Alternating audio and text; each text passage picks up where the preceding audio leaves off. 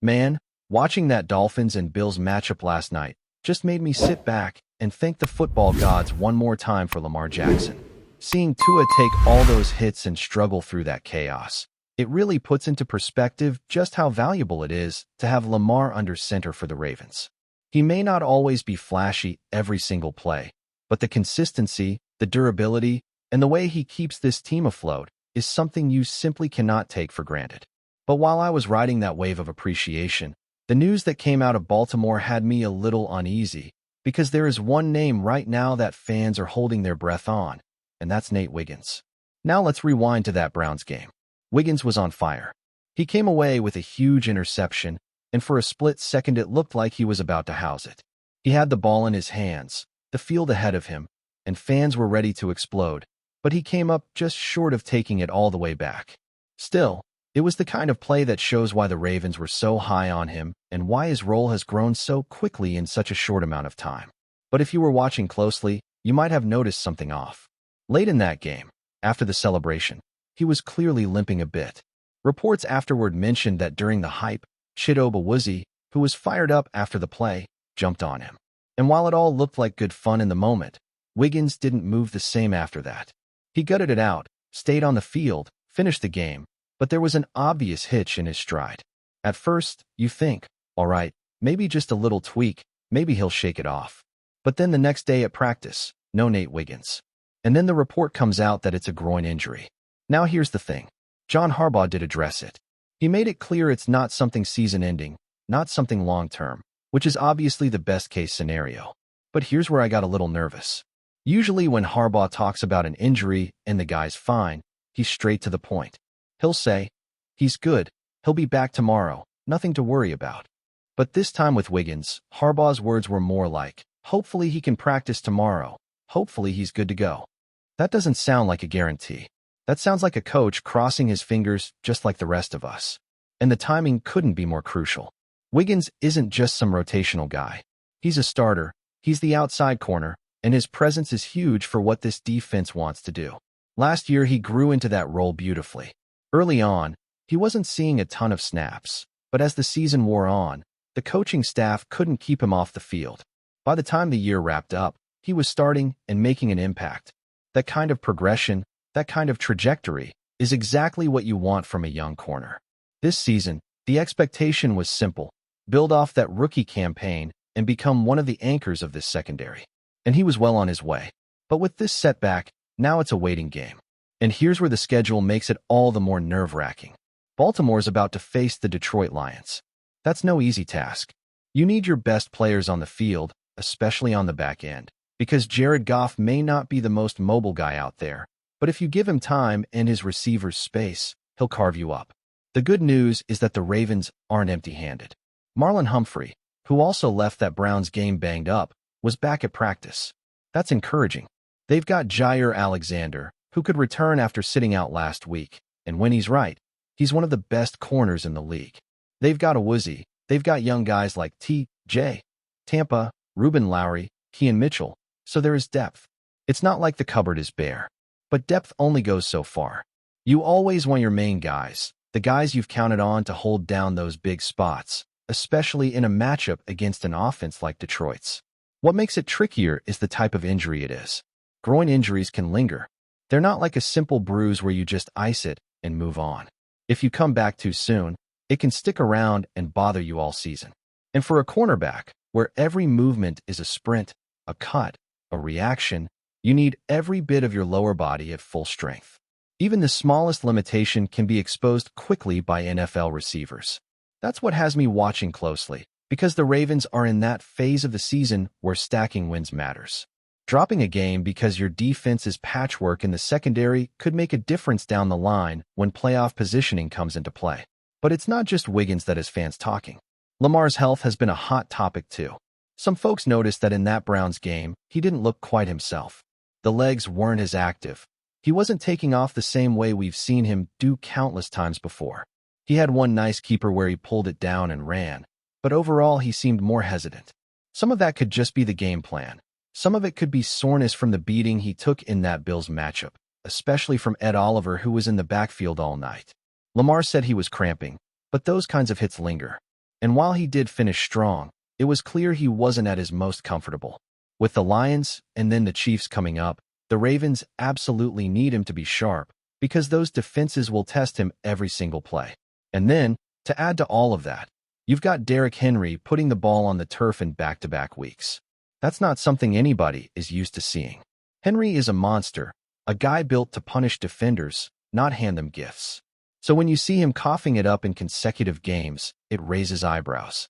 Now both fumbles were punch-outs, defenders making great plays, but still, it's uncharacteristic. Fans are used to seeing him truck defenders, not lose possession. You chalk it up to early season jitters, but if it continues, that's something the coaching staff is going to have to address quickly. So where does that leave us? The Ravens, despite their issues, are in a decent spot. The roster is deep, the defense is talented, and they're still led by Lamar, who, even on an off day, gives them a chance to win. But the injury bug doesn't care about timing, and with Wiggins' status up in the air, fans are going to be holding their breath waiting for that practice report.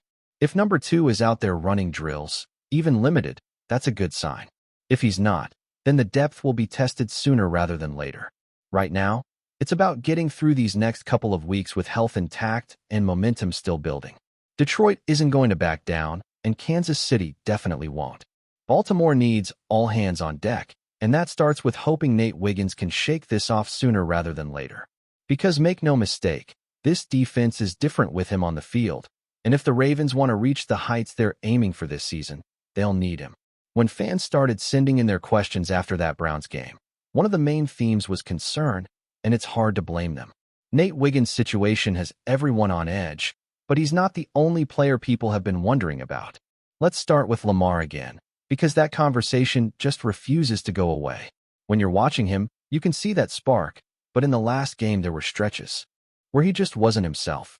Usually you expect him to at least threaten with his legs, but against Cleveland he held back, and when he did run it was a smaller sample size than we're used to. Some fans pointed out that it almost looked like he was nursing something, and while the coaching staff hasn't labeled it an injury, it's fair to think he might have been sore from that Bills game. Remember, Ed Oliver was living in the backfield, and one of those shots left Lamar shaken up. He tried to say it was cramps, but cramps don't usually come from one violent collision. He finished the game. He even had a burst in the third quarter that reminded everybody how dangerous he is, but the concern is real. With Detroit's pass rush and then Kansas City's relentless defense on deck, he can't afford to be at less than full throttle. Then there's Derrick Henry. Look, nobody expects perfection, but 2 fumbles in 2 weeks is enough to raise eyebrows. We're talking about a back who built his reputation on being reliable, a guy who wears defenses down, not someone who gives the ball away.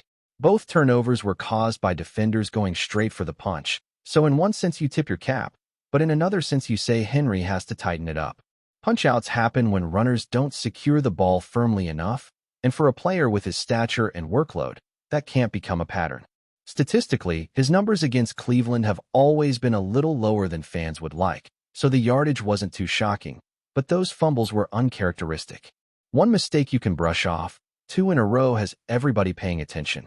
It doesn't matter that he's on pace for a monster touchdown season if the ball security isn't there.